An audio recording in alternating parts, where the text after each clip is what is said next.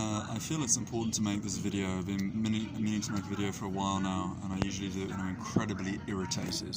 In the background we've got classic American propaganda, propaganda that's unfortunately, due to imperialism and globalism, a derivative of so-called liberalism, has reached most corners of the planet. And you can see from analysing a map and looking at the geopolitical split how...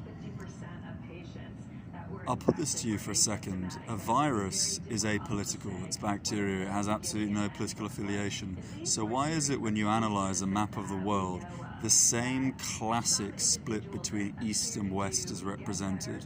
Now, for all of you that don't know about politics, about nation states, human geography, for whatever reason, whether it's ignorance or it's just not your field of study, if you look at Cold War splits, countries like Venezuela, Nicaragua, Uruguay, traditionally more socialist countries, you can still see that split today in regards to how those governments are viewing this so-called virus. And on the note of virus, which is what it is, it's essentially an enhanced form of flu. Why is it that terminology is being applied that you would generally have for such diseases as AIDS or syphilis, or the more extreme things that humanity has been witness to over the years? They're applying these terms infectious and disease, these strong words, in relation to something that is no more than the flu. If you look at the World Health Organization statistics, and I don't advocate this institution, it is a Masonic, financially backed, and by financially backed I mean it's completely owned and corporatized by the elite spectrum of society. But their own data when analysing flu, and bearing in mind at the same time that no one focuses on flu, no one's focused on flu in a very, very long time, primarily because in Western countries there's a vaccination for it, and it's just not a dangerous virus, realistically speaking. But if you analyse their data, it's between 195,000 to 600,000 plus cases of flu every year that result in death.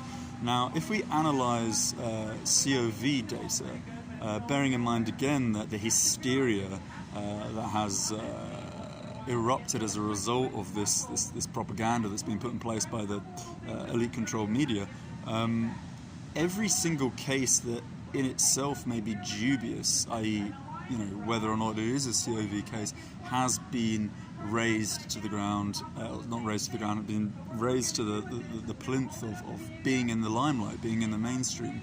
And as I'm saying, if you look at that data, the deaths so far align perfectly to the annual deaths that one expects from flu, globally speaking. Therefore, there is absolutely no difference whatsoever between the flu virus and what we're seeing with COV, which is a branch of flu.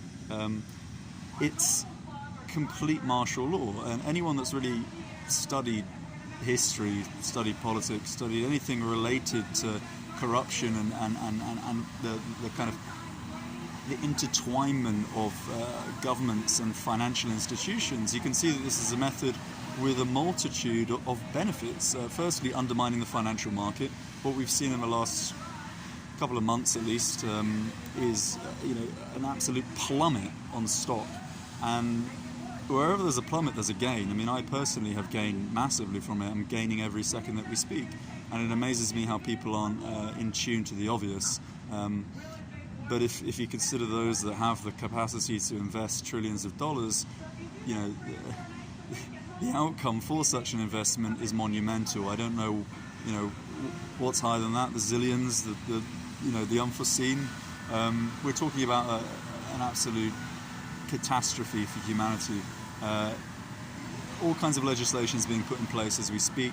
The Terrorism Act in the UK, I guarantee, will be extrapolated and be expanded upon to continue to restrict the freedoms of individual people like yourself and I. This was a plan from the start, and it's amazing how easy it is, just like with the Wall Street crash of '29, how easy it is for hysteria to influence people's minds and imaginations, because frankly the average human being doesn't experience life as myself and I hope you that are watching do. They don't have an understanding of the reality. They don't travel outside of the little bracket, the little nation state, if that.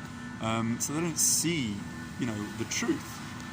For those of us that frequently, go from South America to Antarctica to, Central Asia, Africa, wherever, you name it, we can see how so-called facts portrayed by the mainstream are in fact just pure lies. I'm in an airport now, actually, waiting for a flight, and I've been watching, the television. I don't watch television. Anyone that watches television is a total fucking moron. Excuse my language, but the media's been manipulated since the dawn of time. That was the purpose of the media, to advocate for those who control, to manipulate policy and manipulate people's minds to adjust to whatever benefits those that are above us in the higher social sphere.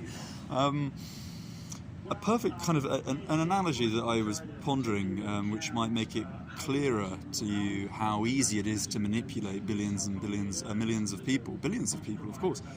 Because I think one thing that seems to rupture people's minds when they ponder this is how it would be feasible to influence so many people if such wasn't true. Well, I put it to you, if I controlled a business and I had 1,000 employees and I told those 1,000 employees tomorrow that the business was going bust and they'd be out of their jobs, why would they disbelieve me? So then if we multiply that and I was a corporation and I employed hundreds of thousands of people, millions of people globally, and I told them the exact same thing, why would you disbelieve your boss?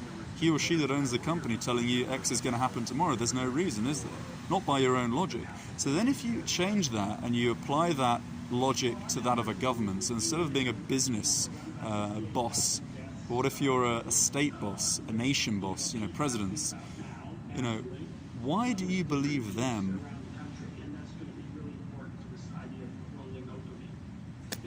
I think we should leave it there. That's how easy it is to manipulate society. Look at the person to your left, look at the person to your right. Are they anybody? Do they have any knowledge? No. They're just a sheep, following the wolf. It's always been the case, and it likely will always be the case, but I can promise you that in the coming months and in the coming years, we're going to see an increased restriction on liberty. Policy which is based off of this facade. And I want it on record.